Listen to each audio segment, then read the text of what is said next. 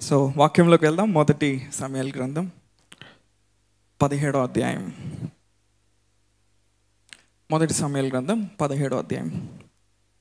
So ఈ రాత్రి నేను ఒక ఐదు విషయాలు మీతో మాట్లాడబోతా ఉన్నాను, మాట్లాడి ముగిస్తాను. మొదటి సమూయేలు గ్రంథం 17వ అధ్యాయం 33 నుండి 37 వచనాలు. సౌలు ఈ ఫిలిస్తీని ఎదుర్కొని, వానితో పోట్లాడుటకు నీకు బలం చాలదు, నీవు బాలుడవు, వాడు బాల్యం నుండి యుద్ధాభ్యాసం చేసిన వాడని దావీదు అనెను. అందుకు దావీదు సౌలుతో ఇట్లనెను, నీ దాసుడినైన నేను నా తండ్రి యొక్క గొర్రెలను కాయచుండ, సింహమును ఎలుగుబంటిని వచ్చి మందులో నుండి ఒక గొర్రె పిల్లను ఎత్తుకొని పోచుండగా నేను దాన్ని తరిమి చంపి దాని నోట నుండి ఆ గొర్రెను విడిపించితిని. అది నా మీదికి రాగా దాని గడ్డం పట్టుకొని దానిని కొట్టి చంపితిని. మీ దాసునైన నేను ఆ సింహంను ఎలుగుబంటిని చంపితినే. జీవము గల దేవుని సైన్యములను తిరస్కరించిన ఈ సున్నత లేని ఫిలిస్తీయుడు వాటిలో ఒకదాని వలె అగుననియు, సింహం యొక్క బలం నుండి ఎలుగుబంటి యొక్క బలం నుండి నన్ను రక్షించిన యెహోవా ఈ ఫిలిస్తీని చేతిలో నుండి కూడాను నన్ను విడిపించినని చెప్పాను. అందుకు సౌలు, పొమ్ము, యెహోవా నీకు తోడుగా నుండును గాక అని దావీదుతో అన్నాను. 47వ వచనం చూద్దాం అదే అధ్యాయంలో. అప్పుడు యెహోవా కత్తి చేతను ఈట చేతను రక్షించువాడు కాడని ఈ దండువారందరూ తెలుసుకొందురు. యుద్ధము యెహోవాదే, ఆయన మిమ్మును మా చేతికి అప్పగించునని చెప్పాను.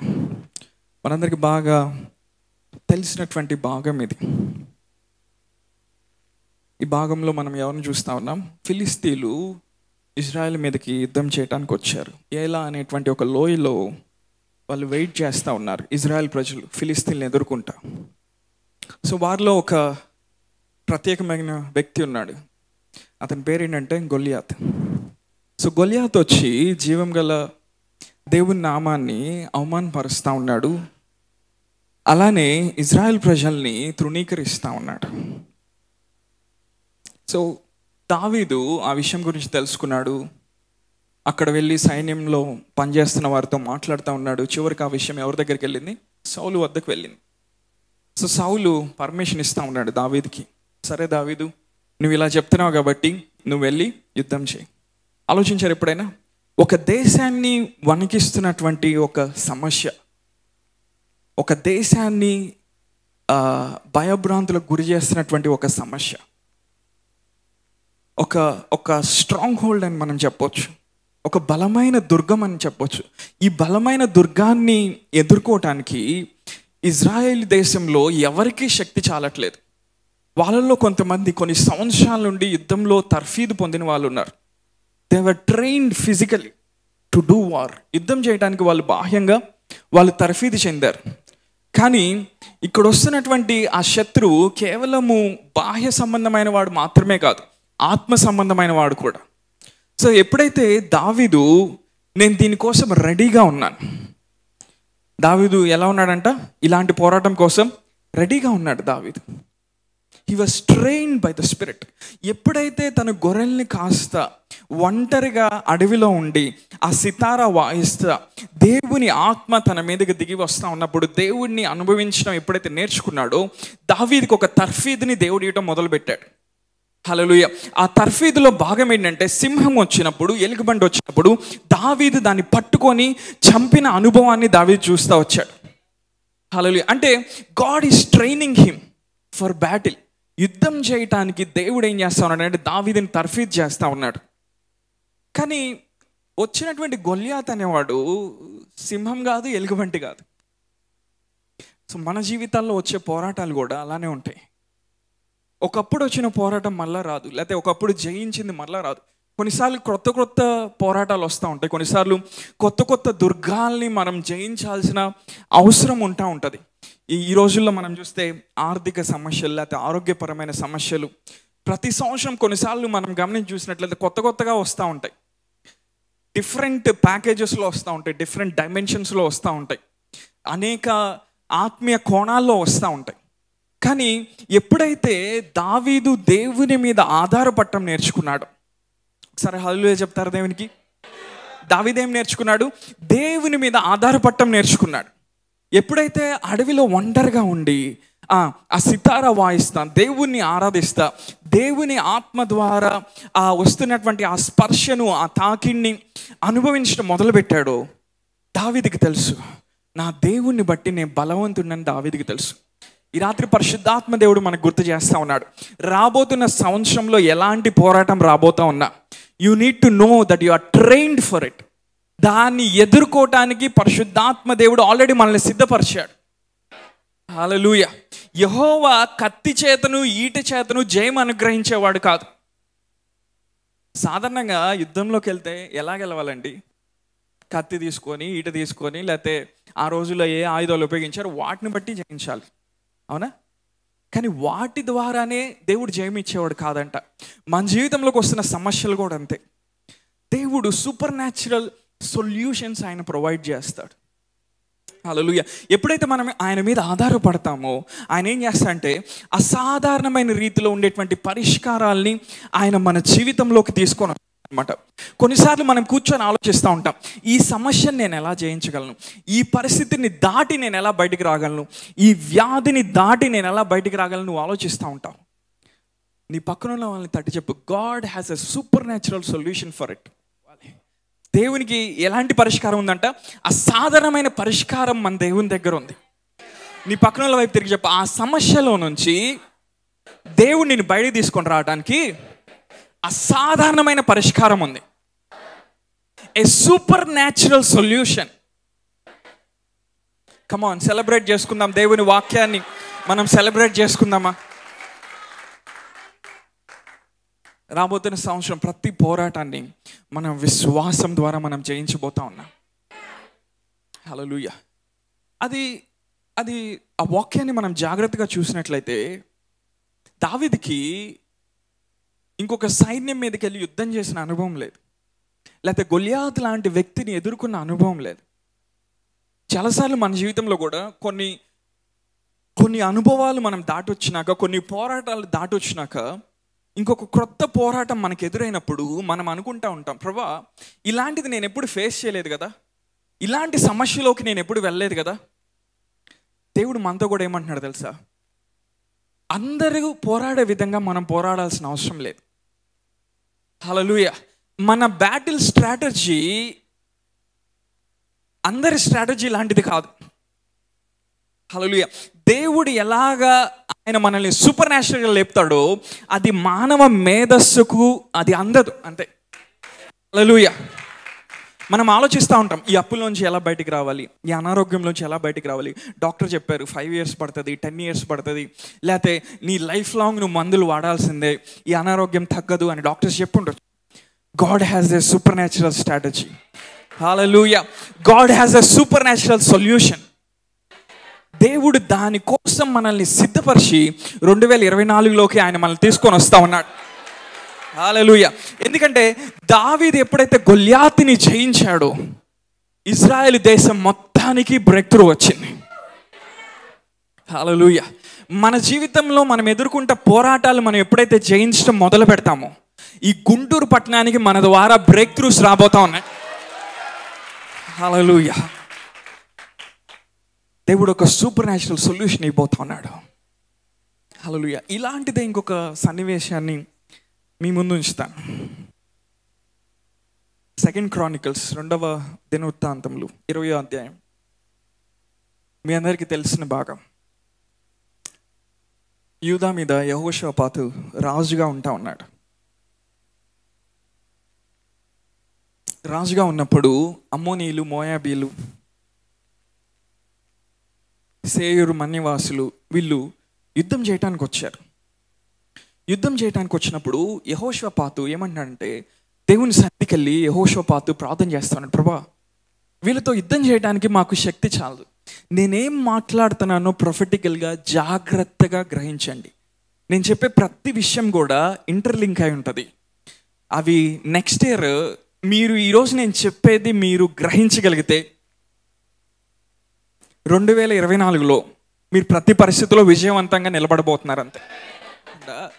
చాలా జాగ్రత్తగా కాన్సన్ట్రేటెడ్గా వినండి. ఉదాహరణకి మీరందరూ ఒక ఎగ్జామ్ రాయబోతున్నారు అనుకుందాం. ఓకే, ఇంకొక 10 నిమిషాల్లో ఒక ఎగ్జామ్ రాయబోతున్నారు అనుకుందాం. ఎగ్జామ్స్ ఏం పెట్టట్లేదండి, మళ్ళీ లేచి వెళ్ళమాకండి, జస్ట్ సరదాగా చెప్తున్నాను. ఒక ఎగ్జామ్ రాయబోతున్నారు అనుకుందాం. నేను ఇప్పుడు ఒక ట్యూటర్గా వచ్చి మీకు కొన్ని పాయింట్స్ చెప్తున్నాను. ఇదిగో ఈ పాయింట్ వస్తుంది, ఈ పాయింట్ వస్తుంది, ఈ పాయింట్ ఉంటుంది, ఈ పాయింట్ ఉంటుంది. ఇది కానీ ఈ 4 కానీ మీరు గుర్తుపెట్టుకోగలిగితే మీరు క్వాలిఫై అయిపోతారు. అవునా? వెంటనే ఫారిన్ వెళ్ళడానికి మీకు ఛాన్స్ వస్తుంది, ఆ కంపెనీలో మీకు డోర్స్ ఓపెన్ అని చెప్తున్నాను. మీరు ఎంత జాగ్రత్త వింటారు చెప్పండి? చాలా ఖచ్చితంగా చాలా జాగ్రత్తగా తీసుకోవడానికి ప్రయత్నం చేస్తారు. సో అలాంటి అటెన్షన్ దేవుని వాక్యం దగ్గర మనకు కావాలి. యెహోషాపాతు ఏమన్నాడు? ప్రభా, ఇది ఎదుర్కోవటానికి, ఈ పోరాటంలోకి మేము వెళ్ళటానికి మాకు శక్తి చాలదు ప్రభా. These enemies are coming to take our inheritance.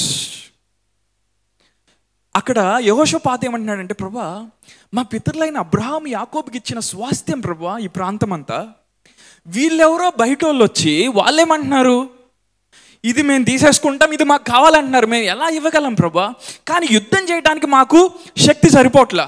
వెంటనే యెహోషాపాతు ఏం చేశాడు? అందరిని ఉపవాసం పెట్టాడు. అవునా? పిల్లల్ని, పెద్దోళ్ళని అందరినీ ఉపవాసం పెట్టాడు. వాళ్ళు ఎప్పుడైతే ఫోకస్డ్గా దేవుణ్ణి వెతుకుతూ ఉన్నారు, నేను చెప్తున్నాను జాగ్రత్త వింటున్నారా, వాళ్ళు ఎప్పుడైతే వాళ్ళ పూర్ణ హృదయంతో ఫోకస్డ్గా దేవుణ్ణి వెతుకుతూ ఉన్నారో, వెంటనే దేవుని ఆత్మ యెహాజియేల్ అనే ఒక వ్యక్తి మీదకి దిగి వచ్చింది. హల్లెలూయా. ఆ వ్యక్తి దేవుని ఆత్మను కలిగి ఏం మాట్లాడుతూ ఉన్నాడు? మీరు యుద్ధం చేయాల్సిన అవసరం లేదు, మీ పొజిషన్లో, దేవుడు మీకు ఇచ్చిన స్థానంలో యుద్ధ పంక్తులుగా అయ్యి మీరు అక్కడ నిలబడండి అని చెప్తా ఉన్నాడు. దేవుడు తన రక్షణని మీకు చూపించబోతా ఉన్నాడు. హల్లెలూయా. ఆ తర్వాత వాళ్ళు ఎప్పుడైతే పాడటం, స్తుతించటం వాళ్ళు ప్రారంభించారో, దేవుడు మాటుగాండ్రను పెట్టాడంట. హల్లెలూయా. వాళ్ళెవరు? రహస్యంగా వచ్చి మెరుపు దాడి చేసేవాళ్ళు. వాళ్ళు యూదా ప్రజలు యుద్ధం చేయలేదు, కానీ దేవుడు ఎప్పుడైతే మాటుగాండ్రను పెట్టాడో, వాళ్ళు ఎప్పుడైతే వచ్చి యూదా మీదకి వచ్చిన శత్రువులు చంపడం మొదలు పెట్టారు, ఆ తర్వాత వాళ్ళు చంపుకొని చనిపోయారు. వాళ్ళు పొందినటువంటి ఆ కొల్ల సొమ్ము, అది వాళ్ళు తీసుకోవడానికి 3 రోజులు పట్టిందంట, అది కూర్చుకోవటానికే 3 రోజులు పట్టిందంట. హల్లెలూయా. ఈ 2 దృష్టాంతాలు, ఈ 2 వాక్య భాగాలు మీ ముందు ఉంచాను. మీరేం గ్రహిస్తా ఉన్నారు? దేవుడు ప్రతి పోరాటంలో మనకి సూపర్ న్యాచురల్గా జయమిచ్చే దేవుడు. హల్లెలూయా. మనం ఎప్పుడైతే ఆయన మీద సంపూర్ణంగా మనం ఆధారపడతామో, దావీదు వలె, యెహోషాపాతు వలె, హల్లెలూయా, దావీదు వలె, యెహోషాపాతు వలె, ఎప్పుడైతే ప్రభా మా శక్తి సరిపోదు. ఈ జనరేషన్లో మనకు వచ్చే ప్రాబ్లమ్స్ అన్నీ కూడా మన శక్తి సామర్థ్యంతో డీల్ చేసే కాదు. నేను స్టాన్ఫోర్డ్లో చదివాను, ఆక్స్ఫోర్డ్లో చదివాను, హలో అవన్నీ వర్కౌట్ అవ్వవు. You need to be spiritual enough to handle the spiritual first. ప్రతి భౌతిక సమస్యను నువ్వు జయించాలంటే ఆత్మీయంగా దాన్ని కొట్టడం నువ్వు నేర్చుకోవాలి. ప్రతి భౌతిక ఆశీర్వాదాన్ని నువ్వు అనుభవించాలంటే ఆత్మీయంగా ఆత్మ పరిధిలోకి ముందుకు వెళ్ళి ఆ ఆశీర్వాదాన్ని కదిలించడం నువ్వు నేర్చుకోవాలి. హల్లెలూయా. మనం ఎప్పుడైతే వాక్యాన్ని తీసుకొని, ఎప్పుడైతే ప్రార్థన చేస్తా దేవునితో సహవాసంలో ఉంటామో, దేవుడు మనకు ఒక అవకాశాన్ని తెరుస్తూ ఉంటాడు. We tap into the realm of the spirit. ఆత్మ పరిధిలోకి వెళ్ళి ఆ జాబ్ని మనం కదిలియటం మొదలు పెడతాం, కెరీర్ని కదిలియటం మొదలు పెడతాం, ఆ కంపెనీని బిల్డ్ చేయటం మనం మొదలు పెడతాం, ఆ యుద్ధాన్ని జయించడం మనం మొదలు పెడతాం, ఆ హెల్త్ ప్రాబ్లం నుంచి బయటికి రావటం మనం మొదలు పెడతాం. ఏదైతే నువ్వు ఆత్మీయంగా జయించలేదో బాహ్యంగా నువ్వు జయించలేవు. ఏదైతే ఆత్మీయంగా నువ్వు జయించావో బాహ్యంగా నువ్వు దాటొస్తావు. ఒకవేళ నీ బాడీలో క్యాన్సర్ ఉందా ఈ రాత్రి, if you can know that you have spiritually one over it, ఆత్మీయంగా నువ్వు దాన్ని జయించావన్న revolution. The words that I speak unto you, they are spirit and they are life. యేసుప్రభువారు ఏమన్నారు? నేను మీతో పలికిన మాటలు అవి జీవమును ఆత్మయనే. ఈ రాత్రి కూర్చొని వాక్యం వింటున్నారు కదా, మీ దగ్గరికి ఏమొస్తుందంటే ఆత్మ యొక్క డిపాజిట్ మీ దగ్గరకు వస్తూ ఉంది. పరిశుద్ధాత్మ దేవుడు సూపర్ న్యాచురల్ నెక్స్ట్ ఇయర్కి మీరు ప్రిపేర్ చేస్తూ ఉన్నారు. జనవరి, ఫిబ్రవరి, మార్చ్, ఏప్రిల్, మే, జూన్, జూలై, ఆగస్ట్, సెప్టెంబర్, అక్టోబర్, నవంబర్, డిసెంబర్ యెహోవా యొక్క ధ్వజాన్ని మీరు తెలపబోతా ఉన్నారు. హల్లెలూయా. నెక్స్ట్ ఇయర్ 31st మీరు చెప్పబోతా ఉన్నారు, నా దేవుడు ఇచ్చిన శక్తిని బట్టి, నా దేవుడు ఇచ్చిన కృపను బట్టి I have one over every battle. ప్రతి పోరాటాన్ని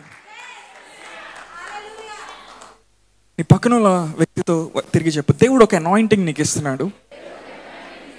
ఆ అనాయింటింగ్ ఏం చేస్తుందంటే రాబోతున్న సంవత్సరంలో ప్రతి పోరాటాన్ని జయించే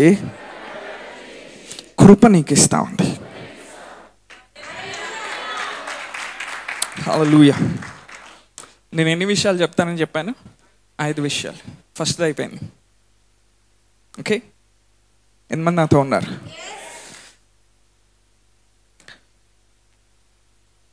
సెకండ్ విషయం ఏంటంటే 3Dలో నుండి దేవుడు 4Dలోకి రమ్మంటున్నాడు. అంటే అర్థం ఏంటి? ఒకసారి చప్పట్లు కొడదాం బ్రదర్కి. 3rd డైమెన్షన్లో నుండి దేవుడు 4th డైమెన్షన్లోకి రమ్మంటున్నారు. ఇప్పుడు మనం ఏ ప్రపంచంలో బ్రతుకుతున్నాం? 3 డైమెన్షనల్ ప్రపంచంలో మనం బ్రతుకుతా ఉన్నాం. అవునా? ప్రతిదీ కూడా మన జ్ఞానేంద్రియాలకి కలుగుతున్న అనుభవాన్ని బట్టి మనం బ్రతుకుతా ఉన్నాం. మన దగ్గర డబ్బులు లేవు. ఓకే, ఉదాహరణకు మన దగ్గర డబ్బులు లేవు. సో ఇప్పుడు ఏంటి పరిస్థితి? మన అనుభవం ఏంటి? మన ఎక్స్పీరియన్స్ ఏంటి? ఏదైనా చేయాలన్నా, ఏదైనా కొనాలన్నా ఇంకేం పని చేయవు. మన పర్సులో డబ్బులు లేవు, అకౌంట్లో డబ్బులు లేవని మనకు తెలుసు కాబట్టి ఇంకేం జరిగే అవకాశం లేదు. దాన్ని ఏమంటారంటే 3 డైమెన్షనల్ వరల్డ్ అంటారు. నేను చెప్తాను, అర్థమవుతుందా? అనారోగ్యం ఉంది నీకు, చాలా కాలం నుండి తగ్గట్లేదు. దేవుని వాక్యం నీ దగ్గరకు వస్తూ ఉంది. దేవుని ఆత్మశక్తి నీ వద్దకు వస్తూ ఉంది. నువ్వేమంటున్నావు? ఈ అనారోగ్యం నాకు తగ్గదు, ఎవరు దీన్ని తీసేయలేరు, ఎవరు దీన్ని బాగు చేయలేరు అంటున్నారు. దేవుని వాక్యం నీ దగ్గరకు వస్తుంది. ఆత్మరూపిగా ఆ వాక్యం నీ దగ్గరకు వచ్చి 3 డైమెన్షన్ నుండి 4th డైమెన్షన్లోకి రా అంటుంది. హల్లెలూయా. మ్యాటర్, స్పేస్, టైం, ఈ లిమిటేషన్స్ దాటి ఒక పరిధి ఉంది. దాన్ని ఏమంటారంటే వాక్యం ప్రకారం స్పిరిట్ రెల్మ్ అంటారు. హల్లెలూయా. పౌలు ఏమన్నాడు? నేను 3వ ఆకాశానికి కొనిపోబడ్డాను. హల్లెలూయా. దేవుడు విశ్వాసులకి ఆయన ఒక పరిధిని ప్రిపేర్ చేశాడు. ఆయన ఒక వరల్డ్ని ఆయన ప్రిపేర్ చేశాడు. ఒక ప్రపంచాన్ని ఆయన ప్రిపేర్ చేశాడు. అది కంటికి కనబడే ప్రపంచం కాదు. ఇన్ఫ్యాక్ట్ కొరింథీ పత్రికలో వాక్యంలో ఉంటుంది, ఏవైతే కంటికి కనబడలేదో, చెవికి వినబడలేదో, మనుష్య హృదయానికి గోచరం కాలేదో దేవుడు తను ప్రేమించిన వారి కోసం సిద్ధపరిచి ఉంచాడంట. అవి దేవుడు ఎట్లా తెలియజేశాడంట? తన ఆత్మ ద్వారా వాటిని మనకి బయలుపరిచాడంట. There are realities that are beyond the physical realm. హల్లెలూయా. నువ్వు ట్రై చేస్తున్నావు స్వస్థపడటానికి, అది కనబట్లా. నువ్వు ట్రై చేస్తున్నావు ప్రాస్పర్ అవటానికి, వర్ధిల్లటానికి, ఆ జాబ్లో పైకి రావడానికి, లేకపోతే ఆ బిజినెస్లో సక్సెస్ చూడటానికి నువ్వు ట్రై చేస్తున్నావు. But there is a realm beyond that. ఆలోచించావు ఎప్పుడైనా వాక్ నీ దగ్గరకు వచ్చినప్పుడు దృశ్యమైనవన్నీ కనబడేడు పదార్థములచే నిర్మించబడలేదని విశ్వాసం ద్వారా మనం గ్రహిస్తూ ఉన్నాం. హల్లెలూయా. వాక్యం నీ దగ్గరకు వచ్చినప్పుడు ఏం చేస్తూ ఉంది? నీకు 4th డైమెన్షన్లోకి తీసుకెళ్తా ఉంది. నిన్ను ఆత్మ పరిధిలోకి తీసుకెళ్తా ఉంది. ఏ పరిధిలో అయితే సమయం యొక్క లిమిటేషన్స్ అన్నీ నువ్వు బ్రేక్ చేయగలవు. డాక్టర్ చెప్పాడు, ఇలా నీకు అనారోగ్యం వస్తే 3 years పడుతుంది, 5 years పడుతుంది కోలుకోవటానికి. కానీ దేవుని అనాయింటింగ్ నీ మీదకి వచ్చినప్పుడు జస్ట్ సెకండ్. హల్లెలూయా. అంటే టైం అనేది 4th డైమెన్షన్లో ఒక లీనియర్ ప్రోగ్రెషన్లో వెళ్ళట్లా. నేను చెప్తున్నా, అర్థమవుతుందా? ఇంకోసేపు అయితే 12 గంటలు అవుతాయి, ఇంకో గంట అయితే 1 అవుద్ది, 2 అవుద్ది, 3 అవుద్ది. అవునా? లీనియర్గా వెళ్తూ ఉంటుంది. కానీ నువ్వు ఆత్మ పరిధిలోకి వచ్చినప్పుడు గతము, వర్తమానం, భవిష్యత్తు 3 ఒకే చోట ఉంటాయి. హల్లెలూయా. ఆయన అంతము నుండి ఆయన ఆదిని ఎరిగినవాడు. That is how God functions in the life of believer. ఒక విశ్వాసి జీవితంలో దేవుడు ఎలా పనిచేస్తాడంటే లీనియర్ ప్రోగ్రెషన్ టైప్లో దేవుడు పనిచేయడు. అందుకే ఈవెన్ మనకి జరిగే కొన్ని మిరకల్స్ కూడా, ఈవెన్ మనకు వచ్చే కొన్ని ఫైనాన్షియల్ బ్రేక్ త్రూస్ కూడా మనకి తెలుసు 20 సంవత్సరాలు కష్టపడినా అది జరగదని మనకు తెలుసు. కానీ దేవుడు తన ఆత్మ ద్వారా ఆ మూమెంట్లో మనకు కావాల్సిన టైంలో దేవుడు అది పాసిబుల్ అయ్యేటట్టు చేశాడని మనకు తెలుసు. హల్లెలూయా. దేవుడు ఏమంటున్నాడు? ఈ సంవత్సరం, రాబోతున్న సంవత్సరం ఏమంటున్నాడు? మనకి ఏవైతే కంటికి కనబడుతున్నాయో వాటిని బట్టి మనం జీవించటం కాదు. హల్లెలూయా.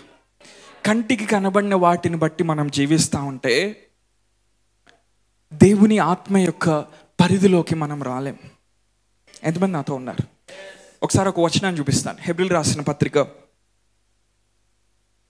10వ అధ్యాయం 19 నుండి 21 వచనాలు. హెబ్రీయులకు రాసిన పత్రిక 10వ అధ్యాయం 19 నుండి 21 వచనాలు.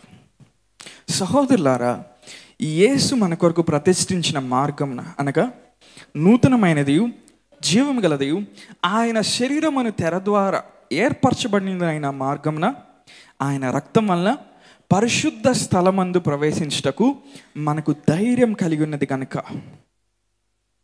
చూసారా, దేవుడు ఒక మార్గాన్ని మనకి ఏర్పరిచాడంట. దేవుడు ఒక మార్గాన్ని మనకి ఏర్పరిచాడంట. ఆ మార్గము మనకు ఎట్లా ఇవ్వబడిందంట?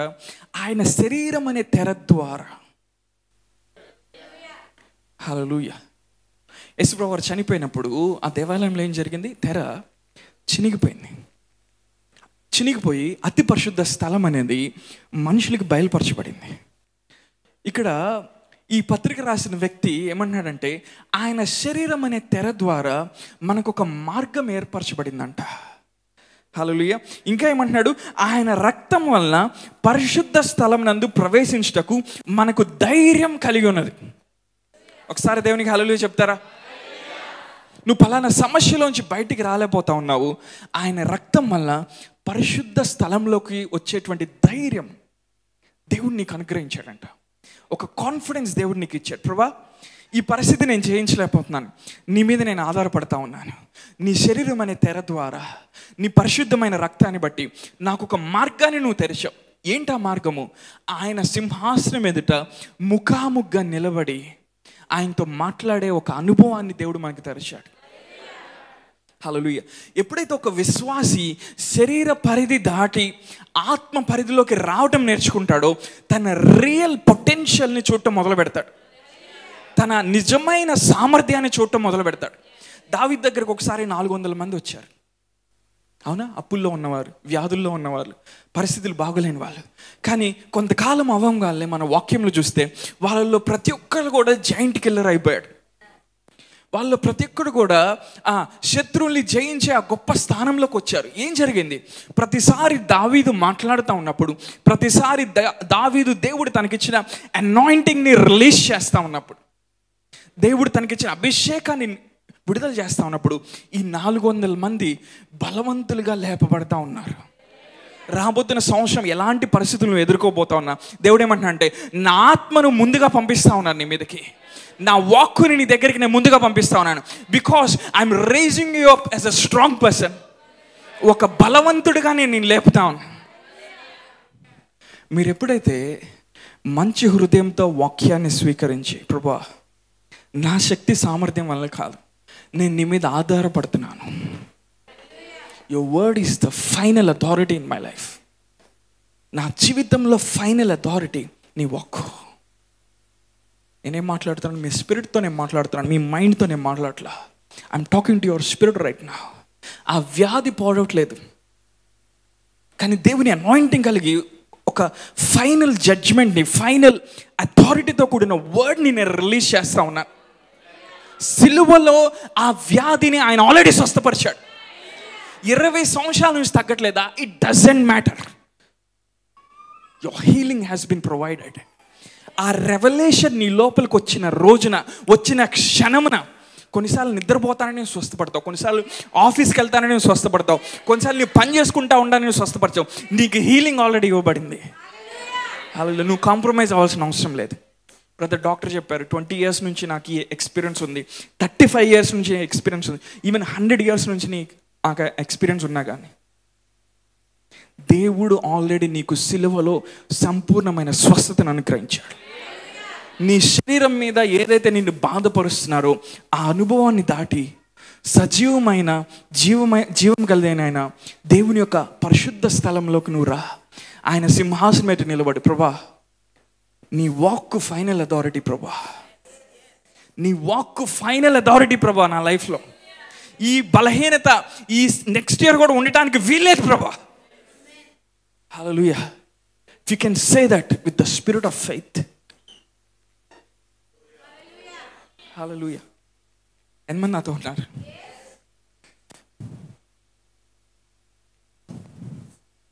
దేవునితో ప్రతిరోజు మనం సహవాసంలో ఉండే కొన్ని ఆయన సింహాసనం వద్దకు వచ్చే అనుభవాన్ని మనం పొందుకుంటాం.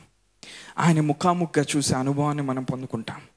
అక్కడ మనం నిలబడి దేన్నైనా మనం జయించగలుగుతాం. హల్లెలూయా. మనకి పెద్ద జ్ఞానం ఉండకపోవచ్చు, పెద్ద చదువు ఉండకపోవచ్చు, పెద్ద తెలివితేటలు ఉండకపోవచ్చు. ఇవన్నీ కూడా క్వాలిఫికేషన్స్ కావు దేవుడు ఒక వ్యక్తిని పైకి లేపడానికి. ఆయన నేల నుండి దరిద్రం లేపువాడు, తన ప్రజల ప్రధానులతో వారిని కూర్చుండబెట్టేవాడు ఆయన. హల్లెలూయా. ఆయన అనాయింటింగ్ వచ్చినప్పుడు, ఆయన పవర్ మన మీద రిలీజ్ అయినప్పుడు మనకి ఏదైనా సాధ్యమే. హల్లెలూయా.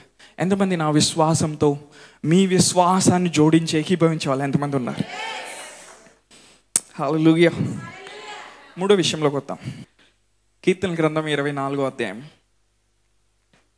3-5 వచనాలు. కీర్తనల గ్రంథం 24వ అధ్యాయం 3-5 వచనం. యెహోవా పర్వతం నాకు ఎక్కదగిన వాడేవాడు, ఆయన పరిశుద్ధ స్థలంలో నిలువదగిన వాడేవాడు. వ్యర్థమైన దాని యందు మనస్సు పెట్టకయు, కపటముగా ప్రమాణం చేయకు, నిర్దోషమైన చేతులను శుద్ధమైన హృదయమును కలిగి ఉండివాడే వాడు యెహోవా వలన ఆశీర్వాదం నందును, తన రక్షకుడైన దేవుని వలన నీతిమత్వం నందును. దేవుని పర్వతానికి ఎక్కదగిన వాడేవాడు, ఆయన పరిశుద్ధ స్థలంలో నిలువదగిన వాడేవాడు. కొన్ని విషయాల మీద మన ఫోకస్ తీసి మన హృదయాన్ని ఆయనకి మనం ఇవ్వగలిగితే, ప్రతిసారి మనం ప్రార్థన చేసినప్పుడంట మనం వెళ్ళి ఆయన పరిశుద్ధ స్థలంలో నిలబడగలుగుతామంట. వ్యర్థమైన దాని యందు మనం మనసు పెట్టడం ఆపేయాలంట. ఏ విషయాలైతే మనకి మేలు చేయవో, ఏ విషయాలైతే మన సమయాన్ని వృధా చేస్తూ ఉంటాయో, ఏ విషయాలైతే మన విశ్వాస అనుభవాన్ని బలహీనపరుస్తూ ఉంటాయో అవి వ్యర్థమైనవి. వాటి మీద మనం మనసు పెట్టకుండా ఉంటే, ప్రతిసారి నువ్వు ప్రార్థన చేసినప్పుడు, ప్రతిసారి ఆయన్ను తలిచినప్పుడు ఆయన సన్నిధిని నువ్వు అనుభవించడం ప్రారంభిస్తావు. ఆయన అతి పరిశుద్ధ స్థలంలోకి నువ్వు రావడం ప్రారంభిస్తావు. హల్లెలూయా. దేవుడు అపోస్తలుడైన యోహానుతో ప్రకటన గ్రంథం 4వ అధ్యాయంలో యోహానుతో మాట్లాడితే, యోహాను నేను నీకు కొన్ని చూపించాల్సి ఉన్నాయి. ఎంతమంది నాతో ఉన్నారు? ఒకసారి ఆ వచనం చూద్దామా? ప్రకటన గ్రంథం 4వ అధ్యాయం మొదటి 2 వచనాలు. ఈ సంగతులు జరిగిన తర్వాత నేను చూడగా, అదిగో పరలోకమందు ఒక తలుపు తెరవబడి ఉండెను. మరియు నేను మొదట వినిన స్వరము బూరధ్వని వలె నాతో మాట్లాడగా వింటిని. ఆ మాట్లాడిన వాడు, ఇక్కడికి ఎక్కి రమ్ము, ఇక మీదట జరగవలసిన వాటిని నీకు కనపరిచెదను. వెంటనే నేను ఆత్మవశుడినైతిని. అదిగో పరలోకమందు ఒక సింహాసనం వేయబడి ఉండెను. సింహాసనం నందు ఒకడు ఆసీనుడై ఉండెను. యోహానికి ఒక స్వరం వినబడతా ఉంది, ఒక విజిటేషన్ జరుగుతూ ఉంది. దేవుడు యోహాన్ని పిలుస్తా ఉన్నాడు, యోహాను ఇక్కడికి ఎక్కిరా. యోహాను ఎలాంటి టైంలో ఉన్నాడో తెలుసా? ఆ మొదటి శతాబ్దంలో, ఆ ఫస్ట్ సెంచరీలో సంఘము చిత్రహింసలు పొందుతూ ఉంది. విశ్వాసుల్ని చంపేస్తూ ఉన్నారు. యెరూషలేములో ఉన్న విశ్వాసులందరూ దేశాలకి చెదరగొట్టబడ్డారు. అలాంటి టైంలో దేవుడు ఏమంటున్నాడు తెలుసా? యోహాన్ దగ్గరికి వచ్చి, యోహాను మిగిలిన శిష్యులు అందరూ కూడా లేరా? కొన్నిసార్లు యోహాను ఉన్న టైంలో కొంతమంది ఆల్రెడీ వెళ్ళిపోయారు, మిగిలిన శిష్యులు. దేవుడు యోహాన్తో అంటున్నాడు, యోహాను ఒంటరిగా ఉన్నావా? యోహాను కలుగుతున్న శ్రమ చూసి నువ్వు భయపడతా ఉన్నావా? ఇక్కడికి ఎక్కిరా, కమప్ హైయర్. ఈ సంవత్సరము దేవుడు మనల్ని పిలుస్తూ ఉన్నాడు. రాబోతున్న సంవత్సరం ఆత్మీయంగా ఉన్నతమైన అనుభవంలోకి ఆయన పిలుస్తూ ఉన్నాడు. హల్లెలూయా. అక్కడికి మనం ఎక్కి వచ్చినప్పుడంట జరగబో సంగతులని ఆయన మనకు చూపిస్తాడంట, మనతో మాట్లాడతాడంట. మన చుట్టుపక్కల జరుగుతున్న పరిస్థితులు కాదు. ప్రభు దీని మందు నేను ఆత్మవశుడై ఉండగా బూరధ్వని వంటి ఒక శబ్దము నేను వినటం మొదలుపెట్టాను అంటున్నాడు యోహాను. అంటే దేవుడు రాబోతున్న సంవత్సరము ఆయన పర్వతం మీదకి ఎక్కడానికి ఆయన మనల్ని పిలుస్తూ ఉన్నాడు. ఆలోచించారు ఎప్పుడైనా? ఆ పర్వతము, ఆ సియోను పర్వతము అదేంటంటే దేవుడు అక్కడ నుండి పరిపాలించే ప్రదేశం. దేవుడు మనల్ని పరిపాలించడానికి భూమి మీద పెట్టాడు. ఏలుబడి చేయడానికి ఆయన ఈ భూమి మీద మనల్ని పెట్టాడు. విశ్వాసం ద్వారా అది సాధ్యమని వాక్యం చెప్తా ఉంది. సో దేవుడు ఏం చేస్తా ఉన్నాడు? ఉన్నతమైన అనుభవంలోకి ఆయన రాబోతున్న సంవత్సరం మనల్ని పిలుస్తూ ఉన్నాడు. Hallelujah. It's an year of elevation. Hallelujah. దేవుడు మనల్ని హెచ్చించే సంవత్సరం 2024. హల్లెలూయా. అందులో ఫస్ట్ ఏం జరగబోతా ఉందంటే, దేవుడు పైకి ఎక్కి రమ్మని మనల్ని పిలుస్తూ ఉన్నాడు. ఆత్మ పరిధిలోకి రమ్మని పిలుస్తూ ఉన్నాడు. మన పరిస్థితుల వల్ల కలిగిన అనుభవాలు దాటి, మనకి జరిగిన చేదు సంఘటనలు దాటి, మనం ఎదుర్కొన్న పెయిన్ని దాటి దేవుడు ఏమంటున్నాడు, పైకి రా. యోహాను నాకు తెలుసు, నీ కళ్ళ ముందు కొంతమంది క్రైస్తవులు హతసాక్షులయ్యారు. యోహాను నాకు తెలుసు, నా శిష్యులు కొంతమందిని కూడా చంపేశారు రోమీలు. యోహాను నాకు తెలుసు, సంఘమంతా కూడా చిత్రహింసలకు గురవుతుంది. కానీ యోహాను, నేను ఏం మాట్లాడుతానో తెలుసా, నువ్వు పైకి రా, నేను చూపిస్తాను నీకు. హల్లెలూయా. ఇది సంఘంలో అందరికి వచ్చే మాట కంటే వ్యక్తిగతంగా ఒక్కొక్కరి దగ్గరికి దేవుడు ఈ మాటను తీసుకొని వస్తూ ఉన్నాడు. నువ్వు పైకి రా, నేను నీకు చూపిస్తాను. ఫైనాన్షియల్గా నువ్వు ఎలా వెళ్ళబోతున్నావు, నువ్వు పైకి రా, నేను నీకు చూపిస్తాను. నీ హెల్త్ ఎలా ఇంప్రూవ్ అవుతుందో నువ్వు పైకి రా, నేను నీకు చూపిస్తాను. నీ ఫ్యామిలీని ఎలా బిల్డ్ చేయాలో నువ్వు ఆత్మ పరిధిలోకి రా, నేను నీకు చూపిస్తాను. నా సింహాసనం ఎదుట వచ్చి నిలబడు, నా ఎదుట ముఖాముఖిగా నిలబడు. I'm going to speak to you. అక్కడ నేను నీతో మాట్లాడతాను. ఒక వ్యక్తి బైబిల్లో మందని మేపుకుంటా తిరుగుతూ ఉన్నాడు. ఆల్రెడీ ఫరోకి భయపడి తప్పించుకొని తిరుగుతూ ఉన్నాడు. ఆ హోరేబు పర్వతం దగ్గర మందని మేపుకుంటా తిరుగుతూ ఉన్నాడు. అబ్రహాము ఉపపత్ని అయిన కెతురా సంతానం నుండి కొంతమంది కుమారులు ఉన్నారు. వాళ్ళు ఏం చేసేవాళ్ళంటే, ఈ హోరేబు పర్వతం దగ్గర తిరుగుతూ ఉండేవాళ్ళు. వాళ్ళు అక్కడ తిరుగుతూ ఉన్నప్పుడు ప్రతిసారి ఆ హోరేబు పర్వతం మీద కొన్ని కదలికల్ని వాళ్ళు చూసేవాళ్ళంట. సడన్ స్పిరిచువల్ మూవ్మెంట్స్, కొన్ని ఆత్మీయ కదలికల్ని ఆ పర్వతం మీద వాళ్ళు చూసేవాళ్ళంట. వాళ్ళల్లో ఒకళ్ళు మోషేకి చెప్పారంట, ఆ హోరేబు పర్వతం మీద దేవుని ఆత్మ కదులుతూ ఉంటాడు, నువ్వు మందని మేపేటప్పుడు ఆ దగ్గరలోకి వెళ్ళని చెప్పారంట. హల్లెలూయా. ఎప్పుడైతే మోషే ఆ మందని మేపుతా ఆ హోరేబు పర్వతం ఒకవైపు అంచుకు వెళ్ళాడో, ఈ సా ఎ బర్నింగ్ బుష్, ఒక మండుతున్న పొదని చూశాడు. హల్లెలూయా. ఆ పొదలో నుండి దేవుడు మోషేతో మాట్లాడటం మనం చూస్తూ ఉన్నాం. అంటే మోషే ఆ పర్వతం దగ్గరికి రాకముందే the spirit of Elohim was hovering upon the face of that mountain. ఆ పర్వతం పైన దేవుని ఆత్మ కదులుతూ ఉన్నాడు. ఈ సంఘం అనేది ఆ పర్వతంలో ఒక భాగం. ఈ సంఘం అనేది సియోను పర్వతంలో ఒక భాగం. ప్రతిసారి ఈ సంఘంలో నువ్వు అడుగుపెట్టిన వెంటనే you will see the spirit of God hovering over this place. నేను ఈ సంఘంలోకి వచ్చిన వెంటనే ఏంటి అట్మాస్ఫియర్ డిఫరెంట్గా ఉంది, ఏసీ ఎక్కువ పెట్టారా, మ్యూజిక్ ఎక్కువ ప్లే చేస్తున్నారా? లేదు. The spirit of God is hovering upon this place. దేవుని ఆత్మ బలంగా కదిలేటువంటి సంఘం ఇది. The moment you step in, everything changes about your life. హల్లెలూయా. దేవుడు నీ జీవితంలో ప్రతి విభాగాన్ని రాబోతున్న సంవత్సరం ఆయన మార్చబోతా ఉన్నాడు. ఎందుకంటే ఈ సియోను పర్వతం, ఈ సంఘానికి నువ్వు వచ్చిన తర్వాత దేవుని ఆత్మ యొక్క తాకుదలను నువ్వు అనుభవించబోతా ఉన్నావు. ఎంతమంది నాతో ఉన్నారు? ఒకసారి దేవునికి మహిమ చెల్లిద్దామా?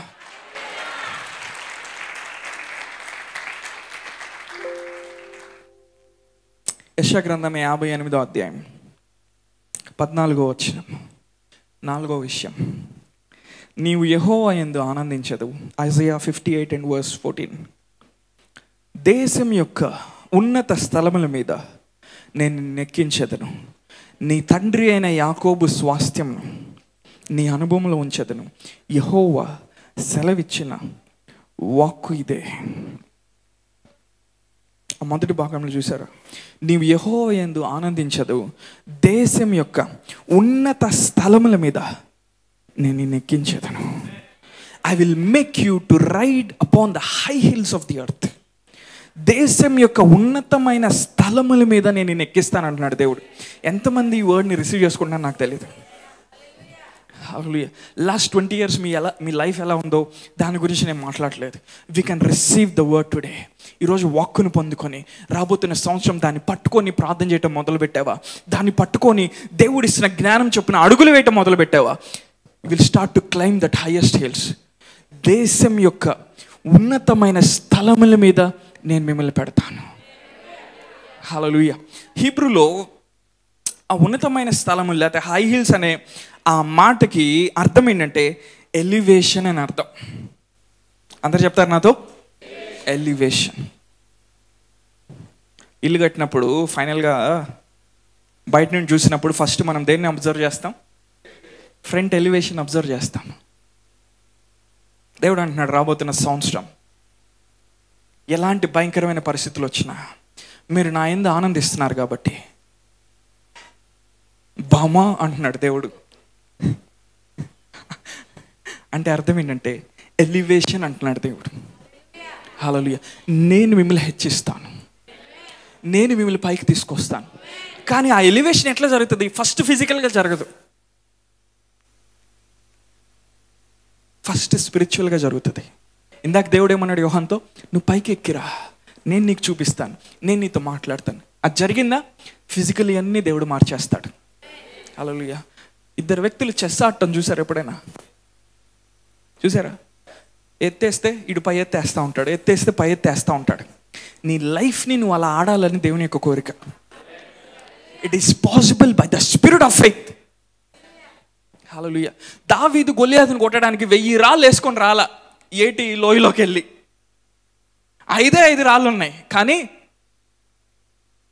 చాలా మంది వాదిస్తూ ఉంటారు, గొలియాతుకి ఇక్కడ తగిలింది కాబట్టి పడిపోయాడు. హలో,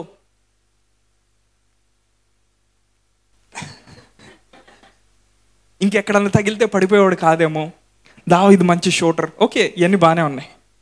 కానీ ఆ రాయి వెనకాల ఏముంది? దేవుని యొక్క అనాయింటింగ్ ఉంది. హల్లెలూయా. ఫస్ట్ షాట్లోనే it will be the best shot. నేను చెప్తున్నాను, కొంతమంది మీ కెరీర్లో ఫస్ట్ షాటే, మీ బిజినెస్లో ఫస్ట్ షాటే. మిగిలిన రాళ్ళు నువ్వు ఏట్లోకి వెళ్ళి ఏరుకొని రావాల్సిన అవసరంలా. మేబీ ఆ ఫస్ట్ షాట్ నీకు ఇంకా పడలేదేమో. దేవుడు ఏమన్నా 2024లో ఆ ఫస్ట్ షాట్ ఎలా ఉంటుందో నేను నీకు చూపిస్తాను. Hallelujah. I will elevate you to a higher realm in the spirit. Hallelujah. ఒక వ్యక్తి ఎలివేట్ అయినప్పుడు, ఒక వ్యక్తి హెచ్చించబడినప్పుడు అందరూ ఏం చేస్తారు? అతని మీద ఉన్న దేవుని మహిమను చూసి దేవునికి భయపడటం ప్రారంభిస్తారు. మన గొప్పతనం కోసం దేవుడు మనల్ని హెచ్చించట్లా. నీ పేరు ప్రఖ్యాతి కోసం దేవుడు నీకు ఫైనాన్షియల్ బ్రేక్ త్రూ సీలింగ్ ఇవ్వట్లా. ఆయనకు ఒక ఉద్దేశం ఉంది, నిన్ను ఎలివేట్ చేసి అక్కడి నుండి తన మహిమను నీ ద్వారా నీ చుట్టుపక్కల వాళ్ళందరికీ చూపిస్తాడు. Hallelujah. It's an year of elevation. నీ పక్కనున్న వ్యక్తి చెప్పే, it's an year of elevation. Hallelujah. హల్లెలూయా.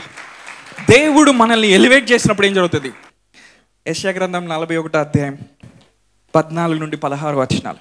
పురుగు వంటి యాకోబు, రేపటి నుంచి ప్రార్థన చేయమని, ప్రభువా నేను పురుగులా అంటూ నేను ప్రార్థన చేయమని. ఓకే, అక్కడ వేరే సందర్భంలో చెప్పారు. ఓకేనా? ప్రతిదీ తీసుకొని డెప్త్లో అప్లై చేసుకోమాకండి. ఓకే, దాని వెనకాల ఏముందో తెలుసుకోవాలి. పురుగు వంటి యాకోబు, స్వల్ప జనమగు ఇజ్రాయేలు, భయపడకుడి, నేను నీకు సహాయం చేయొచ్చు, నన్ను యెహోవా సెలవిచ్చున్నాడు, నీ విమోచకుడు ఇజ్రాయేలు పరిశుద్ధ దేవుడే. ఆ భాగం నెక్స్ట్ భాగం చదువుతారా? కక్కులు పెట్టబడి పదును గల క్రొత్తదైన నురిపెడి మ్రానుగా నేను నియమించున్నాను. నీవు పర్వతములను నూర్చుదు, వాటిని పొడి చేయదువు, కొండలను పొట్టువలే చేయుదువు. నీవు వాటిని గాలించగా గాలి వాటిని కొట్టుకొని పోవు, సుడిగాలి వాటిని చెదరగొట్టును. నీవు యెహోవాను బట్టి సంతోషించదువు, ఇజ్రాయేలు పరిశుద్ధ దేవుని బట్టి అతిశయపడదువు. కక్కులు పెట్టబడి పదును గల క్రొత్తదైన నురిపెడి మ్రానుగా నిన్ను నియమించి ఉన్నాను. You are a sharp threshing, ఏంటది? Edged sword. హల్లెలూయా. నురిపెడి మ్రానుగా దేవుడు మనల్ని చేస్తా ఉన్నాడు. అంటే రాబోతున్న సమస్యలు, పర్వతం లాంటి సమస్యలు మనం ఎదుర్కోవడానికి God is preparing us supernaturally. Hallelujah. పర్వతాల్ని నువ్వు నూర్చుతావంట అంటే దాని అర్థం ఏంటి? ఇప్పుడు వాడుతున్నారు లేదు, అంతకుముందు వంటగదిలో ఒకటి ఇన్స్ట్రుమెంట్ ఉండేది, వాడేవాళ్ళు. కొబ్బరిని తురమటానికి ఒకటి ఉంటుంది, అవునా?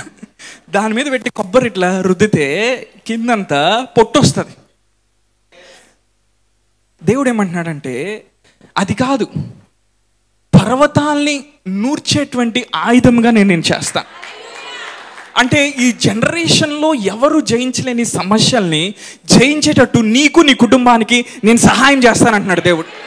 హల్లెలూయా. అది పట్టుకొని నువ్వు పర్వతాలని నూరుస్తూ ఉంటే పర్వతాలంట పొట్టయిపోయి గాలికొచ్చి కొట్టుకుపోని పోతాయంట. అంటే మీ బ్లడ్ లైన్లో మీ తాతల ముత్తాతల నుండి వస్తున్న కొన్ని వ్యాధులు, కొన్ని ఆర్థిక సమస్యలు, కొన్ని ఇష్యూస్ ఎక్కడైతే బ్రేక్ త్రూ రాలేదో దేవుడు ఏమంటున్నాడు, I'm making you a weapon this year. Hallelujah. నూర్చేడి మ్రానుగా నేను చేయబోతా ఉన్నాను. నా అనాయింటింగ్ నీ మీద ఉంచి, నా స్పిరిట్ నీ మీద ఉంచి నువ్వు ఆ పర్వతాన్ని. సంఘంలో ఉన్న కొంతమంది మీ ఫ్యామిలీలో ఫస్ట్ బ్రేక్ త్రూ తీసుకొచ్చేది మీరే.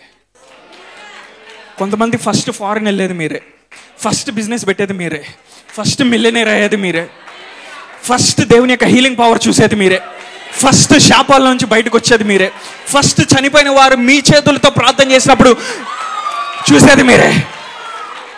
God is making you a weapon in his hand this year. ఎలాంటి కష్టాలైనా రావచ్చు, నెక్స్ట్ ఇయర్ ఎలాంటి శ్రమ అయినా రావచ్చు.